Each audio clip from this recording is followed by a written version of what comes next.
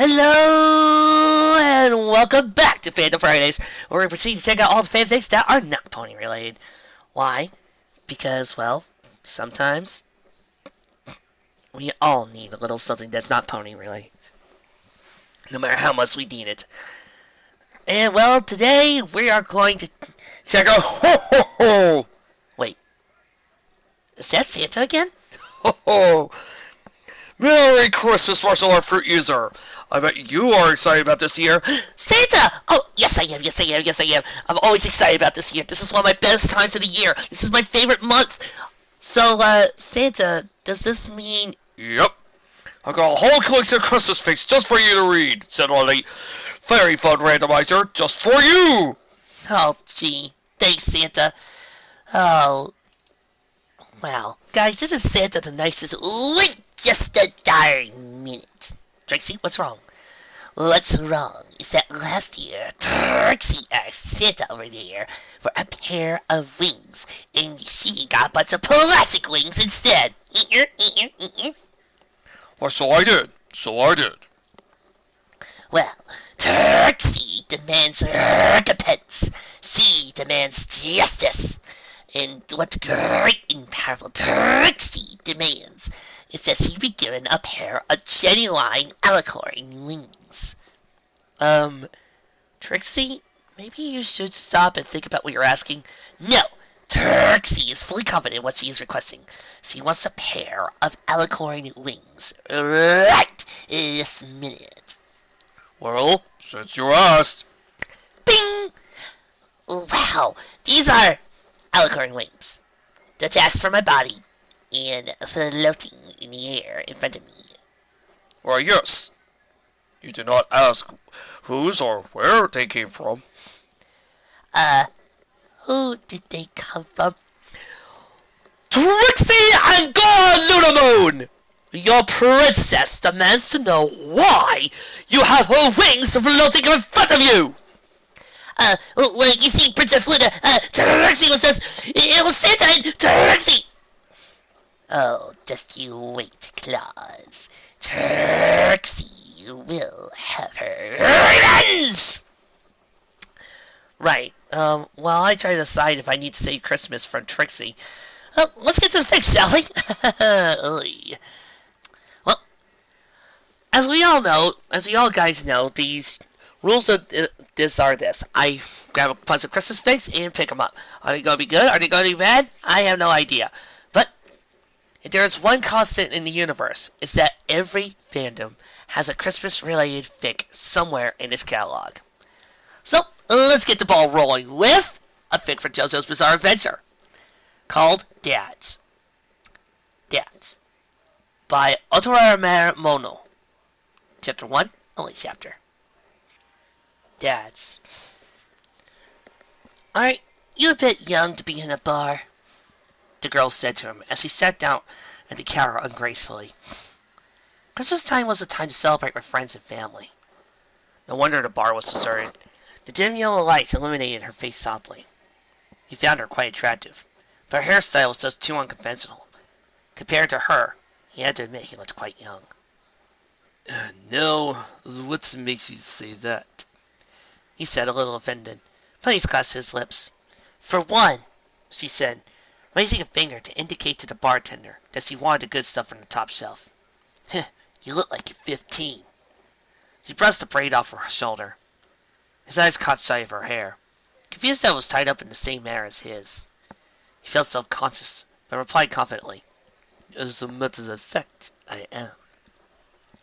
The bartender gently placed a block of ice into the glass, not caring for a single moment that his customer was underage. What? The girl exclaimed loudly. Actually, I own this place, he said, sipping his drink again. He heard no response for her, so he spoke on. My name is Giorno Giovanna. I own this entire area. Speechless, the girl grabbed the drink from the bartender's hands. She downed it with such speed and ferocity that Giorno didn't have time to make another comment. Another. What are you doing here in my bar? He asked. Shouldn't you be celebrating Christmas with your family? Family? Tell me about it. She sighed. Once the bartender poured the reeking brown liquid into a new glass for her. I'm here to forget about them. Giorno laid his elbow on the counter, interested. What about you? I have no family to celebrate with. He chuckled softly, gesturing to the bartender. At least, I have no idea what's happened to them. Not wanting to destroy the mood, he smiled. Well, I happen to know what happened to your dad. He's currently split down the middle. Drink up. A bar's a good place to confide in strangers. Plus, it's cheaper than a therapist when you control yourself. Jolene Cujo. You can call me Jolene if you like. Nice to meet you, Giorno. Jolene, eh? He replied, tapping his fingers on the counter gently. The living sorrow on me tonight. Order whatever you want. Are you sure? I'm a complete stranger yet. I own this entire area, remember? They won't charge me since I protect them. The comment made Jolene raise her eyebrow, but he paid her no mind. It was just a simple fact. He turned his head and watched as the bartender placed the glass gently on the counter. Don't drink too much, though. If you get too messed up, who knows what could happen? You're placing your trust in a stranger. Jolene suppressed a shiver. The boy's charisma was quite something. Oh my gosh, the Joestar family sex strife is unbelievable! All I've got to do is outdrink you then. That sounds like a challenge. It is. An hour or so later, after Giorno and Jolene had indulged in a couple drinks, they went back to talking about families. Jolene had become quite vocal. She started complaining about her father. He's a complete asshole!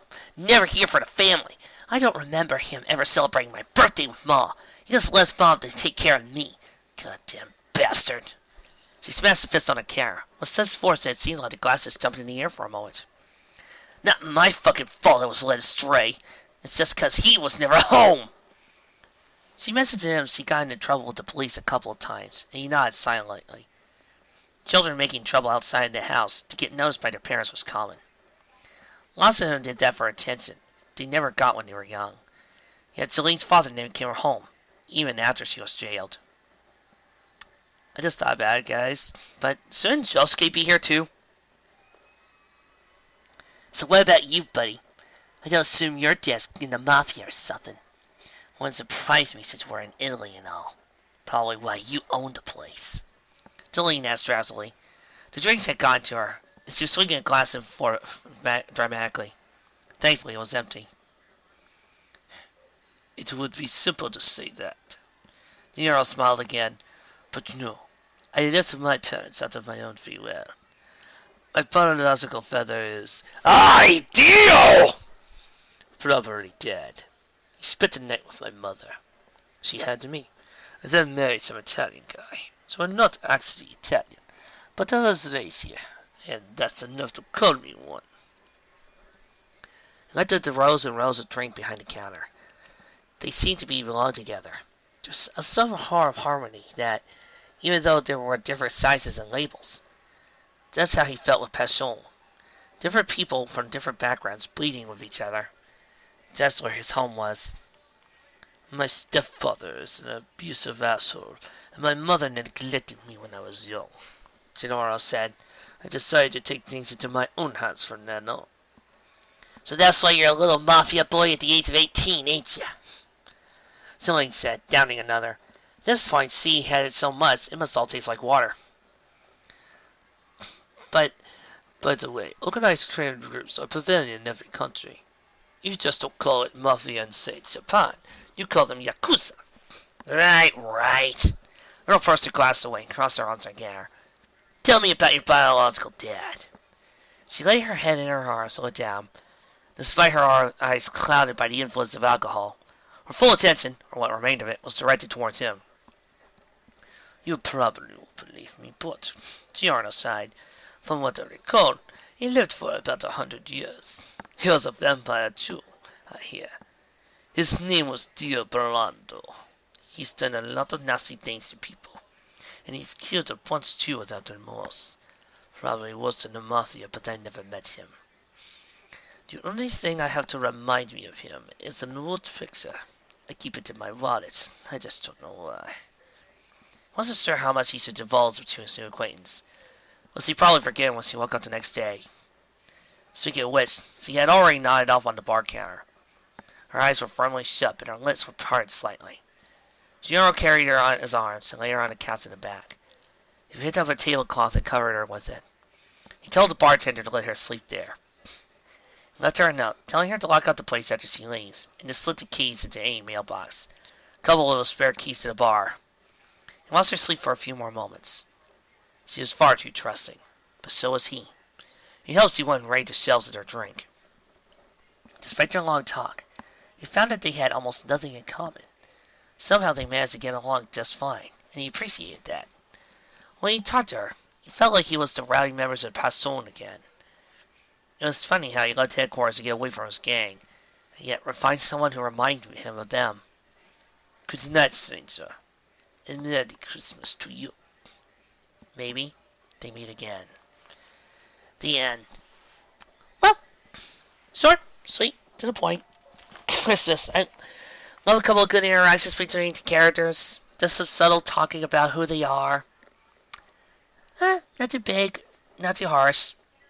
Just the right type of saying to start off a good Christmas.